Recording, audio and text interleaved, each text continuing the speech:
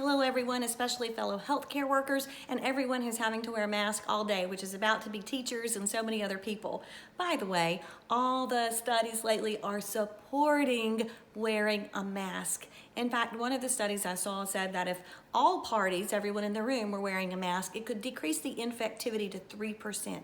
That's awesome, that's amazing, and that's what we want to do. So I want to make sure you understand this video is pro-mask. This is a tiny little topic I'm going to talk about, only because it's personal, and it might be personal for you too, that has affected me, and it's driving me nuts, even though I want to wear my mask, and I do wear my mask. The dreaded mask acne. So I'm wearing makeup right now, so you can't see my mask acne, but I have probably 10 or 12 pimples right now, and it's driving me nuts. This is not a fun way to feel like a teenager again, but that's what it feels like, and it's disgusting. So a couple of things have worked. Mine is better than it was when this all first started from these techniques. First of all, I learned it is pointless to wear makeup. Nobody can see the makeup anyway, and then if you take it off to eat, you have lines all over it, and the makeup gets all caked inside your mask, which if it's a surgical mask, the caking up can make it more difficult, can decrease the breathability, so we really don't recommend that anyway. So tip number one, just give up wearing makeup. I mean, you could still wear some pretty eye makeup if you wanted to, but makeup altogether is just not really helpful for decreasing the chin acne.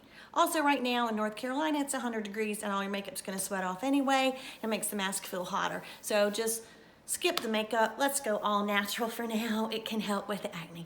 The other thing is, if you're a teen and you already have an acne regimen at night, I always used to, as a teen, think of removing my makeup was my bedtime routine. Well, still do your routine even though you don't have makeup on. So if the first step of your routine is some sort of a scrub, do that. If you are old like I am, you may already have some sort of routine like I like. This is not an official endorsement, it's just what I use, Neutrogena, and they have these little scrubby things that come with them, and it's just sort of a just debriding your face, sort of a dermabrasion sort of a thing. But that can help not only with wrinkles, but also to help regenerate new cell growth and hopefully decrease your acne.